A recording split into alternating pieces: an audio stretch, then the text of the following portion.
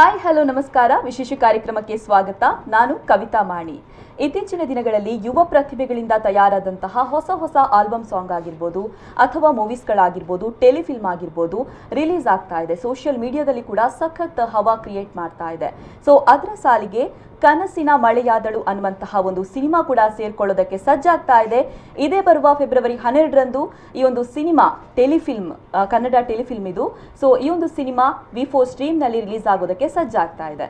ಹಾಗಾದ್ರೆ ಈ ಸಿನಿಮಾದ ಸ್ಪೆಷಾಲಿಟಿ ಏನು, ಹಾಗೇನೆ ಕನಸಿನ ಮಳೆಯಾದಳು ಅನ್ನುವಂತಹ ಟೈಟಲ್ ಇಡೋದಕ್ಕೆ ಕಾರಣ ಏನು, ಈ ಎಲ್ಲ ಕ್ವೆಶನ್ಗೆ ಆನ್ಸರ್ ಮಾಡೋದಕ್ಕೆ ಇವತ್ತು ಸ್ವತಃ ಒಂದು ಟೀಮ್ನವರಿದ್ದಾರೆ ನಮ್ಮ ಜೊತೆಗೆ.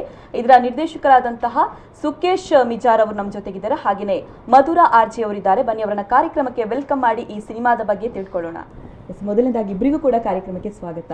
ಸುಕೇಶ್ ಇದ್ದಾರೆ, ಹಾಗೆಯೇ ಮಧುರಾ ಆರ್ಜಿ ಅವರಿದ್ದಾರೆ, ನಟಿ ನಿರ್ದೇಶಕರಿವರು. ಸೊ ಇಬ್ಬರಿಗೂ ಕೂಡ ಕಾರ್ಯಕ್ರಮಕ್ಕೆ ಸ್ವಾಗತ. Thank you. ನಾನಾಗ್ಲೇ ಹೇಳ್ತಾ ಇದ್ದೆ, ಕನಸಿನ ಮಳೆಯಾದಳು ಈ ಒಂದು ಸಿನಿಮಾದ ಟೈಟಲೇ ಡಿಫ್ರೆಂಟ್ ಆಗಿದೆ, ಹಾಗೇನೆ ಮೂವಿ ಕೂಡ ಡಿಫ್ರೆಂಟ್ ಆಗಿದೆಯಾ ಹೇಗೆ ಅಂತ? ಖಂಡಿತ ಇದೆಯಾ? ತುಂಬಾ. ಸುಕೇಶ್ ಅವರೇ, ಈ ಒಂದು ಕನಸಿನ ಮಳೆಯಾದಳು ಅನ್ನುವಂತಹ ಟೈಟಲ್ ಇಡೋದಕ್ಕೆ ಕಾರಣ ಏನು ಅಂತ? ಆಕ್ಚುಲಿ ಇದು ಟೈಟಲ್ ನಾನು ಇಟ್ಟಿರೋದಲ್ಲ.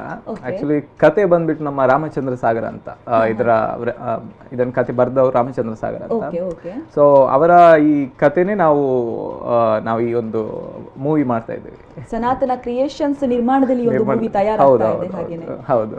ಎಸ್, ನೀವು ಕೂಡ ಈ ಒಂದು ಟೆಲಿಫಿಲ್ಮ್ ಅಲ್ಲಿ ಮೇನ್ ಪಾರ್ಟ್ ಅಲ್ಲಿ ಆಕ್ಟ್ ಮಾಡಿದ್ರ, ಹೇಗಿತ್ತು ಎಕ್ಸ್ಪೀರಿಯನ್ಸ್? ತುಂಬಾ ಚೆನ್ನಾಗಿತ್ತು. ಕಲಿಯೋದಕ್ಕೆ ತುಂಬಾ ರೀತಿಯ ಎಕ್ಸ್ಪೋಜರ್ ಸಿಕ್ಕಿತ್ತು ಅಂತ ಹೇಳ್ಬೋದು. ಎಕ್ಸ್ಪೀರಿಯನ್ಸ್ ನಟ ಆಗಿರ್ಬೋದು, ಪ್ರಕಾಶ್ ತುಮಿನಾಡ್ ಸರ್ ಹಾಗೆ ವಿಕಾಸ್ ಶ್ರುತಯ್ಯ, ಹಾಗೆ ತುಂಬಾ ಜನರೊಟ್ಟಿಗೆ ಬೆರೆಯುವಂಥ ಅವಕಾಶ ಸಿಕ್ಕಿತ್ತು. ಹಾಗೆ ಟೆಕ್ನಿಕಲಿ ತುಂಬಾ ಅರ್ಥ ಮಾಡಿಕೊಳ್ಳಿಕ್ಕೆ ಅವಕಾಶ ಸಿಕ್ಕಿತ್ತು. ತುಂಬ ಖುಷಿಯಾಗಿದೆ. ಹಾಗೆ ನೈಜ ಸೌಂದರ್ಯವನ್ನು ಒಂದು ಸೆರೆ ಹಿಡಿದಂಥ ಒಂದು ಚಿತ್ರ ಅಂತ ಹೇಳ್ಬೋದು. ನೀವು ಇದಕ್ಕಿಂತ ಮುಂಚೆ ಏನು ಥಿಯೇಟರ್ ಆರ್ಟಿಸ್ಟ್ ಆಗಿದ್ರಿ. ಹೌದು. ಸೊ ಆ ಒಂದು ಅನುಭವ ಹೇಗಿದೆ ಅಂತ, ಅದಕ್ಕೂ ಇದಕ್ಕೂ ಹೋಲಿಸಿದ್ರೆ ಹೇಗಿತ್ತು ಅಂತ ಹೇಳಬೇಕಂದ್ರೆ, theatre it is a journey ಅಂತ ಹೇಳ್ಬೋದು. It is continuous learning. ನಿಮಗೆ ಎಲ್ಲೂ ಸ್ಟಾಪ್ ಇಲ್ಲ. ಥಿಯೇಟರ್ಗೆ ಹೋದ್ಮೇಲೆ ಎಷ್ಟು ವರ್ಷ ಆದ್ರೂ ನೀವು ಕಲಿತಾನೆ ಇರ್ತೀರಾ. ಅದು ಯಾವತ್ತು ನಮ್ಮೊಳಗೆ ಅದು ಸೇರ್ಕೊಂಡಿರುತ್ತೆ.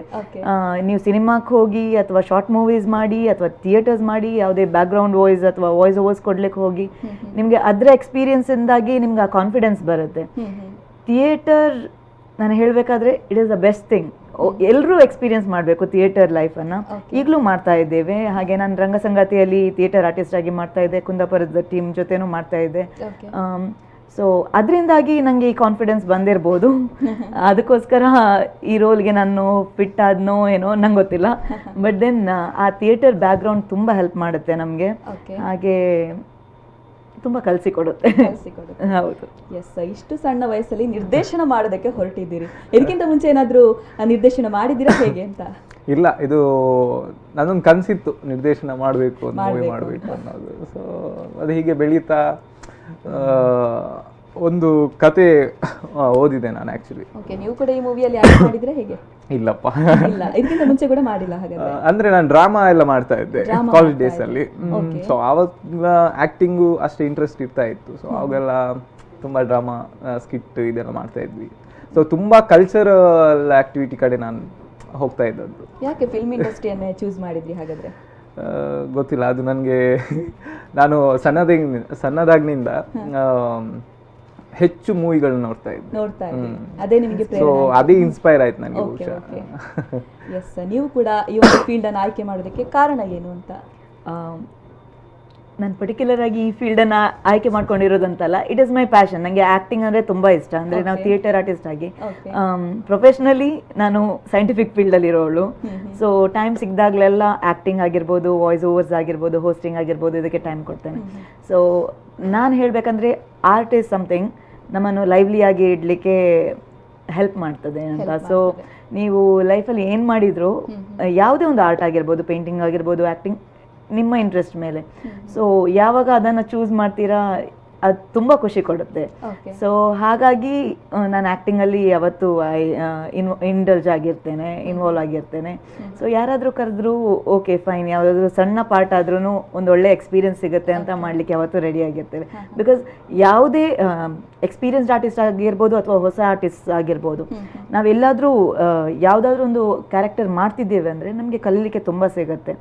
ಎಷ್ಟೇ ಸಣ್ಣ ಜಾಗ ಆಗಿರ್ಬೋದು ಅಥವಾ ದೊಡ್ಡ ಎಕ್ಸ್ಪೋಜರ್ ಆಗಿರ್ಬೋದು, ಕಲೀಲಿಕ್ಕೆ ತುಂಬ ಸಿಗುತ್ತೆ. ಅದನ್ನು ಯಾವತ್ತೂ ಮಿಸ್ ಮಾಡಬಾರ್ದು. ಯಾಕಂದರೆ ಆಪರ್ಚುನಿಟಿ ಎಲ್ರಿಗೂ ಸಿಗಲ್ಲ, ಸಿಕ್ಕಿದಾಗ ನಾವು ಯಾವತ್ತೂ ಮಿಸ್ ಮಾಡಬಾರ್ದು.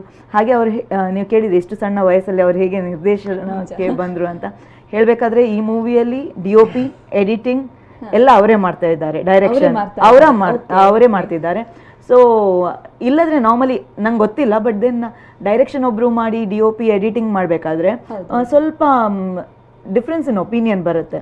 ಮೇ ಬಿ ಇದರಲ್ಲಿ ಅವ್ರಿಗೆ ತುಂಬಾ ಈಸಿಯಾಗಿ ಬಂದಿದೆ, ಯಾಕಂದ್ರೆ ಡೈರೆಕ್ಷನ್ ಅವ್ರು ಮಾಡಿದ್ದು. ಸೊ ಎಡಿಟಿಂಗ್ ಅಂಡ್ DOP ಅವ್ರು ಆಕ್ಚುಲಿ DOPನೂ ಅವರೇ ಅಲ್ವಾ, ಸೊ ಎಡಿಟಿಂಗ್ ಅವರೇ ಮಾಡಿದ್ದು. ಸೊ ಈಸಿಯಾಗಿ ಅವರಿಗೆ ಕ್ಯಾಪ್ಚರ್, ಅವ್ರಿಗೆ ಏನ್ ಬೇಕಿತ್ತು ಅದನ್ನೇ ತಂದಿದ್ದಾರೆ ಅವ್ರ ಸ್ಕ್ರೀನ್ ಮೇಲೆ. ತುಂಬಾ ಚೆನ್ನಾಗಿ ತೋರಿಸಿದ್ದಾರೆ, ಯಾರು ಹೇಳೋ ಹಾಗಿಲ್ಲ ಫಸ್ಟ್ ಟೈಮ್ ಮಾಡ್ತಿದ್ದಾರೆ ಅಂತ. ತುಂಬಾ ನೈಜ ಕೆಲವೊಂದು ಮೈನ್ಯೂಟ್ ಡೀಟೇಲಿಂಗ್ ಅನ್ನ ತುಂಬ ಚೆನ್ನಾಗಿ ಕ್ಯಾಪ್ಚರ್ ಮಾಡಿದ್ದಾರೆ, ಹಾಗೆ ತೋರಿಸಿದ್ದಾರೆ. ಅದು ತುಂಬ ಖುಷಿ ಕೊಟ್ಟಿದೆ. ಆ್ಯಂಡ್ ಫಸ್ಟ್ ಟೈಮ್ ಮಾಡ್ತಿದ್ದಾರೆ ಅಂತ ಹೇಳೋಕೆ proud feeling. It is like ತುಂಬ ಹೆಮ್ಮೆ ಆಗುತ್ತೆ, ತುಂಬ ಖುಷಿ ಆಗುತ್ತೆ that I am a part of it. And ನನಗೆ ಈ ಆಪರ್ಚುನಿಟಿ ಸಿಕ್ಕಿದ್ದಕ್ಕೆ. ಹಾಗಾದ್ರೆ ನೀವು ಎಷ್ಟು ವರ್ಷದಿಂದ ಈ ಒಂದು ಫೀಲ್ಡಲ್ಲಿ ಇದ್ದೀರಾ? ನಾನು ಥಿಯೇಟರ್ ಆರ್ಟಿಸ್ಟ್ ಆಗಿ 8 years ಆಯಿತು ಈಗ. ಎಸ್, ಫ್ರಮ್ 2012-13 ಅಂದರೆ ನನ್ನ ಡಿಗ್ರಿ ಎಜುಕೇಶನ್ ಜೊತೆ ಮಾಡ್ತಾ ಅದರೊಟ್ಟಿಗೆ ಮಾಡ್ತಿದ್ದೆ, ಈಗಲೂ ಕಂಟಿನ್ಯೂ ಆಗಿದೆ. ಹೇಗೆ ಮ್ಯಾನೇಜ್ ಮಾಡ್ತಾ ಇದ್ರಿ ಎಲ್ಲವನ್ನ ಕೂಡ? ಅದೇ, ಯಾವತ್ತು ಏನಾದರೂ ನಿಮ್ಗೆ ಇಷ್ಟ ಅಂದರೆ ಅದಕ್ಕೆ ಮ್ಯಾನೇಜ್ ಆಟೋಮೆಟಿಕಲಿ ಅದು ಮ್ಯಾನೇಜ್ ಹಾಕ್ಕೊಂಡೇ ಹೋಗುತ್ತೆ. ಕಲಿಯೋದಾಗಿರ್ಬೋದು ಅಥವಾ ಈಗ ಪ್ರೊಫೆಷನಲ್ ಸ್ಟ್ರೆಸ್ ಆಗಿರ್ಬೋದು, ಲ್ಯಾಬಲ್ಲಿ ಆಗಿರ್ಬೋದು. ನಾನೇನು ಬಿಲೀವ್ ಮಾಡ್ತೇನೆ ಅಂದರೆ, ಈಗ ನಾನು ಸೈಂಟಿಫಿಕ್ ಫೀಲ್ಡಲ್ಲಿದ್ದೇನೆ. ಸೊ ಆ ಸೈಂಟಿಫಿಕ್ ಫೀಲ್ಡಿಂದ ನನಗೆ ರಿಫ್ರೆಶ್ಮೆಂಟ್ ಅಥವಾ ರೆಸ್ಟ್ ಎಲ್ಲಿರುತ್ತೆ ಅಂದರೆ ನಂದು cultural activities, theatre designing, anything for that matter. So ಇಲ್ಲಿಂದ ರೆಸ್ಟ್ ಅಂದರೆ ಇಲ್ಲಿಂದ ನಾನು ಅಲ್ಲಿಗೆ ಶಿಫ್ಟ್ ಆಗಬೇಕಾದ್ರೆ again it is a different ಎಂತ ಹೇಳಬೇಕು, ವ್ಯೂ ಅಂತ ಹೇಳ್ಬೋದು. ಓಕೆ, ಸೊ ಇದು ಡಿಫ್ರೆಂಟ್, ಅದು ಡಿಫ್ರೆಂಟ್. ಸೊ ಮೈಂಡ್ ಒಬ್ವಿಯಸ್ಲಿ ಅದು ಫ್ರೆಶ್ ಆಗೇ ಇರುತ್ತೆ. ಸೊ ಅದನ್ನ ಇಟ್ ಕೀಪ್ಸ್ ಮೀ ಲೈವ್ಲಿ ಅಂತ ಹೇಳ್ಬೋದು.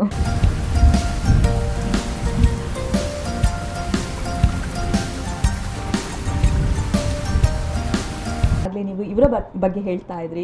ಸೊ ಅವರನ್ನ ಹೇಗೆ ಚೂಸ್ ಮಾಡಿದ್ರಿ ಅಂತ, ಅಂದ್ರೆ ಆಡಿಷನ್ ಇತ್ತಾ ಅಥವಾ ಡೈರೆಕ್ಟ್ ಆಗಿ ಚೂಸ್ ಮಾಡಿದ್ರ ಹೇಗೆ ಅಂತ? ಆ್ಯಕ್ಚುಲಿ ನಾನು ಈ ಒಂದು ಯಾವುದೋ ಒಂದು ನನಗೆ ಮೂವಿ ಅಂದರೆ ಜಾಸ್ತಿ ಇಂಟ್ರೆಸ್ಟ್. ಸೊ ಹಾಗಾಗಿ ನಾನು ಯಾವುದೋ ಒಂದು ಮೂವಿಗೆ ನಾನೇ ಒಂದು ಕೂತ್ಕೊಂಡು ಕತೆ ಬರೀತಾ ಇದ್ದೆ. Okay. So basically short movie ಅಂತ ಅನ್ನೋದಲ್ಲ, ದೊಡ್ಡ ಮೂವಿ ಅಂತ ನಾನು ಕೂತ್ಕೊಂಡು ಒಂದು 3-4 ಸ್ಕ್ರಿಪ್ಟಿಗೆ ಆಲ್ರೆಡಿ ಬರೆದಿಟ್ಟಿದ್ದೇನೆ. ಸೊ ಇದನ್ನು ಸೇರಿಸಿ ಒಂದು ಮಳೆಯ ಬ್ಯಾಕ್ ಗ್ರೌಂಡ್ ಇರುವಂಥದ್ದು ಒಂದು ರೊಮ್ಯಾಂಟಿಕ್ ಲವ್ ಸ್ಟೋರಿ ರೀತಿ ನಾನು ಒಂದು ಬರಿತಾ ಇದ್ದೆ. ಸೊ ಅದೇ ಟೈಮಲ್ಲಿ ಏನಾಯಿತು, ನಾನು ರಾಮಚಂದ್ರ ಸಾಗರ್ ಅವರ ಒಂದು ಕಥೆಯನ್ನು ಓದಿದ್ದೆ ನಾನು. ಸೊ ಆಗ ನನಗೆ ಓದಿದ ತಕ್ಷಣ, ಅಂದರೆ ಒಮ್ಮೆ ನಾನು ಓದಿದಾಗಲೇ ಅದು ತುಂಬ ಒನ್ ಲೈನ್ ಸ್ಟೋರಿ ಆದರೂ ಕತೆ, ಬಹುಶಃ ಅದ್ರ ನರೇಷನ್ ತುಂಬ ಚೆನ್ನಾಗಿ ಇದು ಮಾಡಿದ್ರು, ನರೇಷನ್ ತುಂಬ ಚೆನ್ನಾಗಿ ಮಾಡಿದ್ರು ಅವರು. ಸೊ ಅದರಿಂದಾಗಿ ನನಗೆ ಆ ಕತೆ ಓಕೆ, ಇದು ನಾವು ಇದನ್ನು ವಿಜುವಲಿ ನಾವು ಇದನ್ನು ಅಂದರೆ ಒಂದು ಸಿನಿಮಾ ಮಾಡಿದರೆ ಬಹುಶಃ ತುಂಬ ಒಳ್ಳೆ ಇದು ಸಿಗ್ಬೋದು, ನಮಗೆ ಒಂದು ಎಕ್ಸ್ಪೀರಿಯನ್ಸು ಸಿಗುತ್ತೆ ಅದು ನನಗೆ. ಸೊ ಆ್ಯಂಡ್ ಅದೇ ನನಗೆ ಒಳ್ಳೆ ಸಿನಿಮಾ ಆಗ್ಬೋದು ಅನ್ನೋ ಒಂದು ಇದಾಯಿತು, ಕಾನ್ಫಿಡೆನ್ಸ್ ಬಂತು. ಇವರನ್ನ ಹೇಗೆ ಸೆಲೆಕ್ಟ್ ಮಾಡಿರೋದಂದ್ರೆ, ಬೇಸಿಕಲಿ ನಾನು ಫೋಟೋಗ್ರಾಫರ್, ಅಂದರೆ ವೆಡ್ಡಿಂಗ್ ಫೋಟೋಗ್ರಾಫರ್ ಶೂಟ್ ಮಾಡ್ತೆ. ಅಂದರೆ ಫಾಸ್ಟ್ 4-5 years ಏರ್ಟೆಲಲ್ಲಿ ಇಂಜಿನಿಯರ್ ಆಗಿ ವರ್ಕ್ ಮಾಡ್ತಾ ಇದ್ದೆ. ಸೊ ಅದಾದಮೇಲೆ ಈ ಮೂವಿ ಇಂಡಸ್ಟ್ರಿ ಸ್ವಲ್ಪ ಸೆಳೀತಾ ಇತ್ತು. ಸೊ ಅಲ್ಲಿಂದ ಜಂಪ್ ಆಗಿ ಅದು ಕ್ವಿಟ್ ಮಾಡಿ ಮತ್ತೆ ಬ್ಯಾಕಪ್ ಆಗಿ ನಾನು ಫೋಟೋಗ್ರಫಿ ಮಾಡ್ತಾ ಇದ್ದೆ. ಸೊ ಹಾಗೆ ಒಂದು ಫಂಕ್ಷನ್ಗೆ ಹೋದಾಗ ನಾನು ಇವ್ರನ್ನ ನೋಡಿದ್ದೆ. ಇವರಲ್ಲಿ ಮಲ್ಟಿ ಟ್ಯಾಲೆಂಟೆಡ್ ಆಗಿದ್ರು, ಅಂದರೆ ಬ್ರೈಡಲ್ ಮೇಕಪ್ ನಿಂದ ಹಿಡಿದು MC ಆ್ಯಂಡ್ ಮೆಹಂದಿ ಎವ್ರಿಥಿಂಗ್ ಇವರಲ್ಲಿ. ಸೊ ನನಗೆ ಏನೋ ಒಂದು ಸ್ಪೆಷಲ್ ವ್ಯಕ್ತಿನ ನೋಡಿದಾಗೆ ಆಯಿತು. ಅಂದರೆ ವೆರಿ ಸಿಂಪಲ್ ಆಗಿದ್ರು ತುಂಬ.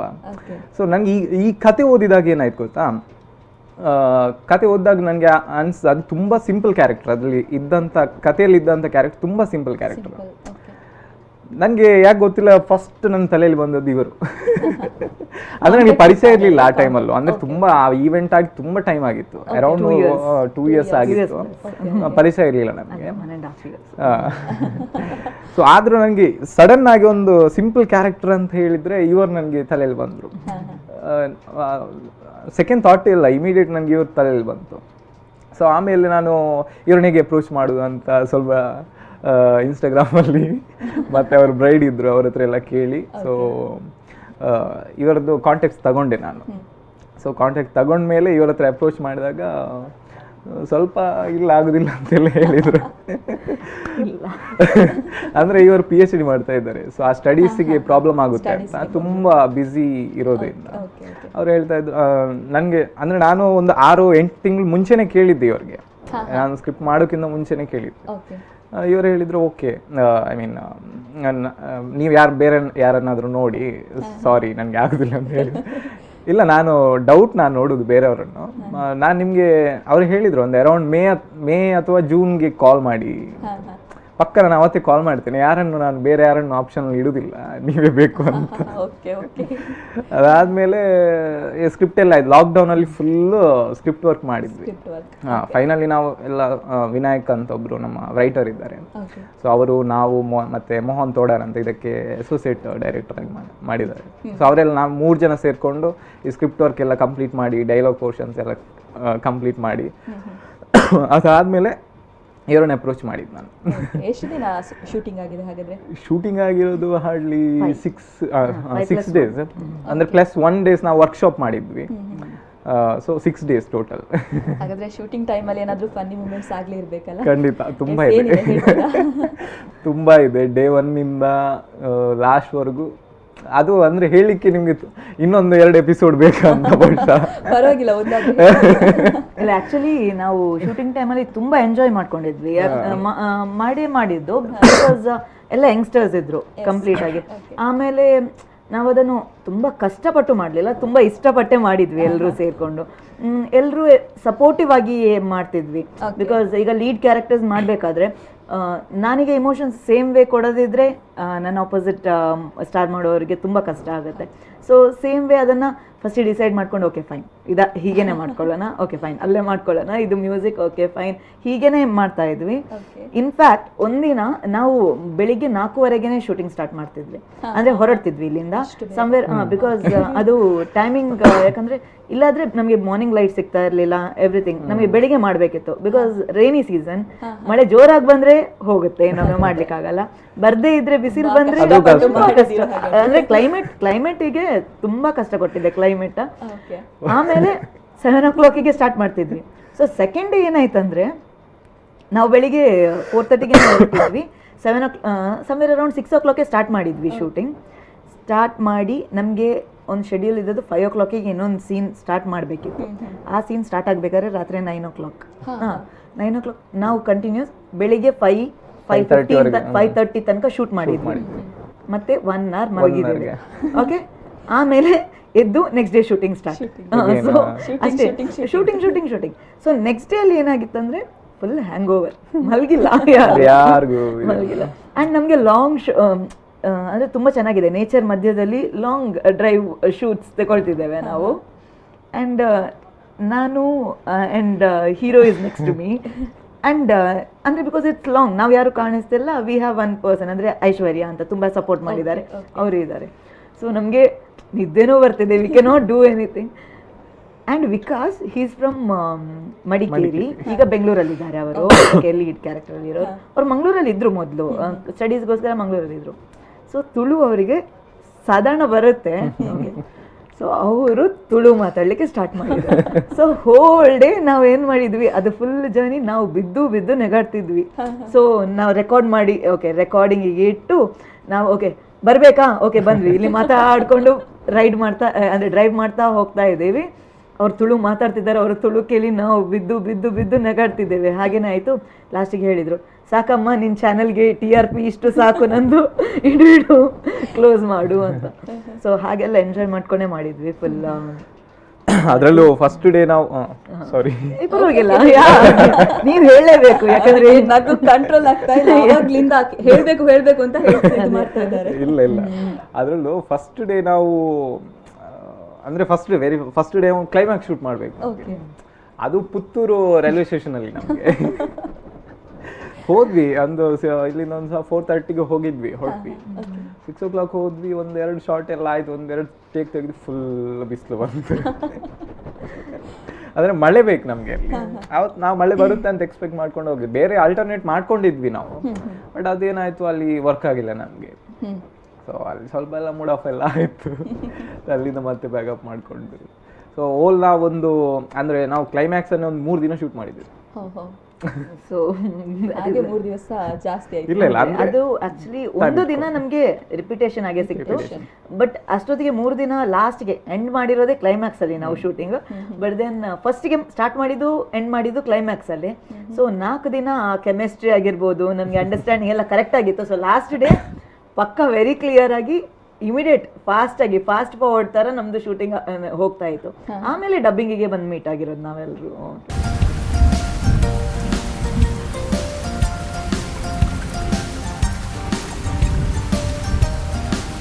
ಆಗ್ಲೇ ಹೇಳ್ತಾ ಇದ್ರಿ ನೀವು 4:30 ಮಾರ್ನಿಂಗ್ಗೆ ಶೂಟಿಂಗ್ ಸ್ಟಾರ್ಟ್ ಆಗ್ತಾ ಇತ್ತು ಅಂತ.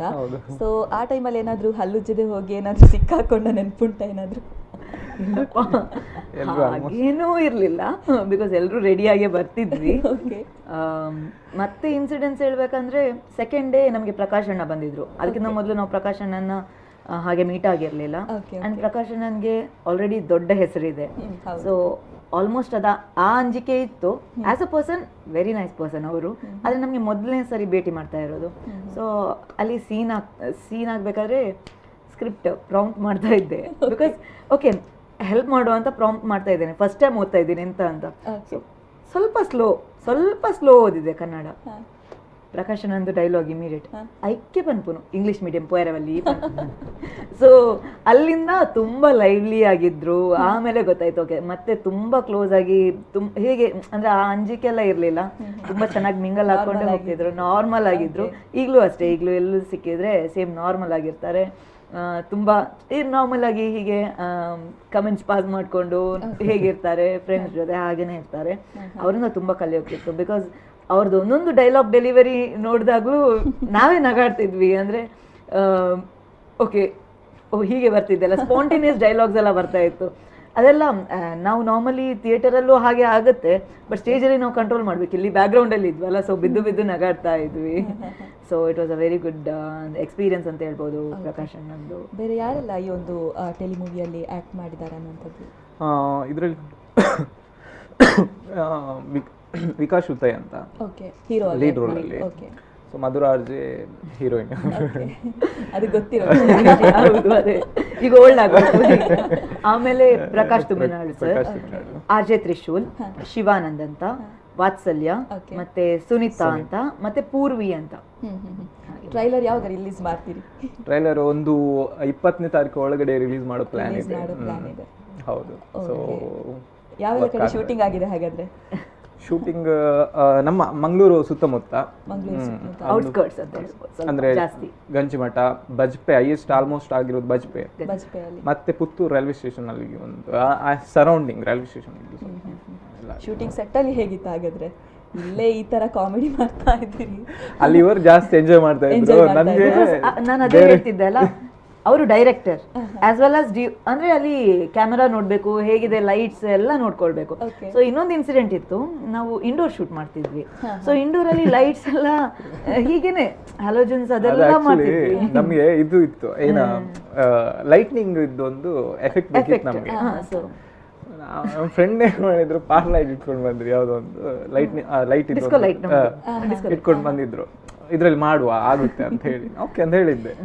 ಸೊ ಒಳ್ಳೆ ಸೀನ್ ಆಗ್ತಾ ಇದೆ, ಕಂಟಿನ್ಯೂಸ್ ಹೋಗ್ತಾ ಇದೆ. ಅದೊಂದು ಕಾಲ್ ಕಾನ್ವರ್ಸೇಷನ್ ಸೀನ್. ಅದು ಹೋಗ್ತಾ ಇದೆ. ಅವರು ಆ ಒಂದು ಲಾಸ್ಟ್ ಇನ್ನೇನು ಅವ್ರದ್ದು ಮುಗಿಬೇಕು ಆ ಶಾರ್ಟ್, ತುಂಬಾ ಅವರು ಹೀರೋಯಿನ್ ಜೊತೆ ಮಾತಾಡಿ ತುಂಬಾ ಖುಷಿಯಾಗಿರ್ತಾರೆ, ಇನ್ನೇನು ಸೆಟ್ ಆಗುತ್ತೆ ಟೈಮಲ್ಲಿ ಇದೇನಾಯ್ತು, ನಮ್ ಕಲರ್ ಲೈಟ್ ಬರ್ಲಿ ಸ್ಟಾರ್ಟ್ ಆಯ್ತಾರೆ. ಎಲ್ರು ಎಂತ ಆಗ್ತಾ ಇದೆ, ಬಿಕಾಸ್ ಆ ಫ್ಲೋ ಇರುತ್ತಲ್ಲ, ಎಷ್ಟಾದ್ರೂ ಆಕ್ಟ್ ಮಾಡ್ತಾ ಇದೀರಿ, ಆ ಫ್ಲೋ ಆಯ್ತು, ಜಿಗ್ ಜಿಗ್ ಜಿಗ್ ಜಿಗ್ ಜಿಗ್ ಆಗ್ಬೇಕಾದ್ರೆ ಫುಲ್ ಫ್ಲೋ ಕಟ್, ಇನ್ನೊಮ್ಮೆ ಮತ್ತೆ ನಾವು ಫಸ್ಟ್ ಇನ್ನೊಮ್ಮೆ ಟೇಕ್ ತಗೊಳ್ಳಿಕ್ಕೆ ಅಂತ ಸೀನ್ಸ್ ಅಂತ ತುಂಬಾ ಆಗಿದೆ. ಸೊ ಎಂಜಾಯ್ ಮಾಡ್ತಾ ಇದ್ವಿ ಹಾಗಾದ್ರೆ. ತುಂಬಾ ಎಂಜಾಯ್ ಮಾಡಿದ್ವಿ. ಅದೇ ಇವ್ರು ಜಾಸ್ತಿ ಎಂಜಾಯ್ ಮಾಡ್ತಾ ಇದ್ರು, ಅವ್ರು ಫುಲ್ ಟೆನ್ಷನ್ ಇದ್ರು, ಬಿಕಾಸ್ ಮುಗಿಬೇಕು ಟೈಮ್, ಮತ್ತೆ ನಾವೇ ಟೈಮ್ ಕೊಡೋದಲ್ಲ, ಲೈಕ್ 4 days ಬರ್ತೀವಿ ಶೂಟಿಂಗಿಗೆ, 4 days ಮಾತ್ರ ಆಗೋದು, ಬಿಕಾಸ್ ಆಲ್ಮೋಸ್ಟ್ ಎಲ್ಲರೂ ವರ್ಕಿಂಗ್ ಅಲ್ಲಿ ಇದ್ವಿ, ನನ್ಗೆ ರಜೆ ಇರ್ಲಿಲ್ಲ.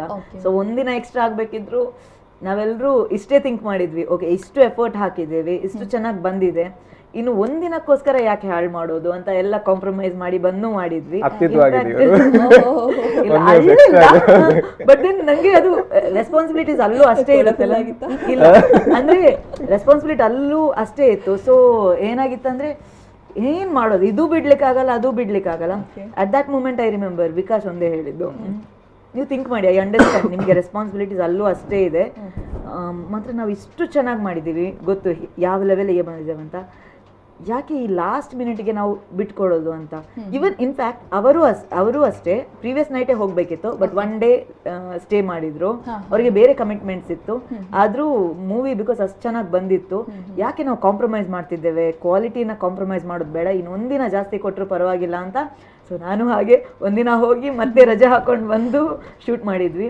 ಸೊ ತುಂಬ ಅದೇ ಹೇಳಿದ್ದಲ್ಲ, ಎಫರ್ಟ್ಸ್ ಅಂದರೆ ಇಷ್ಟಪಟ್ಟು ಎಫರ್ಟ್ಸ್ ಹಾಕಿ ತುಂಬ ಚೆನ್ನಾಗಿ ಬಂದಿದೆ ಅನ್ನೋ ಕಾನ್ಫಿಡೆನ್ಸಲ್ಲಿ ಮಾಡಿದ್ವಿ, ಹಾಗೆ ತುಂಬ ಚೆನ್ನಾಗಿ ಬಂದಿದೆ. ಇನ್ನೆಲ್ಲ ಇರೋದು ಆಡಿಯನ್ಸ್, ಅವ್ರು ಹೇಗೆ ರಿಸೀವ್ ಮಾಡ್ತಾರೆ, ಹೇಗೆ ಸಪೋರ್ಟ್ ಮಾಡ್ತಾರೆ, ಬಿಕಾಸ್ ಅವ್ರು ಸಪೋರ್ಟ್ ಮಾಡಿದರೆ ಇನ್ಮುಂದೆ ಇಂಥ ಹಲವಾರು ಚಿತ್ರಗಳು ಬರಲಿಕ್ಕೆ ಒಂದು ಪ್ರೇರಣೆ ಆಗುತ್ತೆ ಅಂತ ಅಷ್ಟೇ. ಟಿಕೆಟ್ ಬಗ್ಗೆ ತುಂಬಾನೇ ಕನ್ಫ್ಯೂಷನ್ಸ್ ಇದೆ, ಸ್ಟ್ರೀಮ್ ಅಲ್ಲಿ ರಿಲೀಸ್ ಆಗ್ತಾ ಇದೆ, ಸೊ ಆ ಬಗ್ಗೆ ಹೇಳೋದಾದ್ರೆ. ಹೌದು, ನನ್ನ ಹತ್ರ ತುಂಬಾ ಜನ ಕೇಳ್ತಾ ಇರ್ತಾರೆ, ಏನ್ ಮಾಡ್ಬೇಕು, ಟಿಕೆಟ್ಸ್ ಹೇಗೆ ಬೈ ಮಾಡೋದು ಅಂತ ತುಂಬಾ ಜನ ಕೇಳ್ತಾ ಇದ್ದಾರೆ. ಸೊ ನಮ್ಮ ಹತ್ರ ಒಂದಷ್ಟು ಹಾರ್ಡ್ ಟಿಕೆಟ್ಸ್ ಇದೆ, ಸಾಫ್ಟ್ ಅಂದ್ರೆ ಆನ್ಲೈನ್ ಅಲ್ಲಿ ನಾವು ಕೂಡ ಬುಕ್ ಮಾಡ್ಬೋದು. ಆನ್ಲೈನ್ ಇನ್ ದ ಸೆನ್ಸ್ ನಮ್ಮ ಹತ್ರ ಯಾವ್ದಾದ್ರು ಇದು ವೆಬ್ಸೈಟ್ ಅನ್ನೋದೇನಿಲ್ಲ. ಸೊ ನಿಮ್ಗೆ ಏನಾದ್ರು ಟಿಕೆಟ್ ಬೇಕು ಅಂತಂದ್ರೆ ನೀವು ಡೈರೆಕ್ಟ್ ಆಗಿ ನಮ್ಮ ವಾಟ್ಸಪ್, ನಾವು ಪ್ರತಿಯೊಂದು ಪೋಸ್ಟಲ್ಲೂ ನಮ್ಮ ವಾಟ್ಸಪ್ ನಂಬರ್ ನಾವು ಹಾಕಿದ್ವಿ, 2 ನಂಬರ್ ಇದೆ. ಸೊ ಅದಕ್ಕೆ ನೀವು ಕಾಲ್ ಮಾಡಿ ಅಥವಾ ಅದು ಒಂದು ಮೆಸೇಜ್ ಮಾಡಿದ್ರು ಸಾಕು. ಆ್ಯಂಡ್ QR ಕೋಡ್ ಅನ್ನು ನಾವು ಆಲ್ರೆಡಿ ಈಗ ಎಲ್ಲ ಪೋಸ್ಟರಲ್ಲೂ ಹಾಕಿ ರಿಲೀಸ್ ಮಾಡಿದ್ದೀವಿ.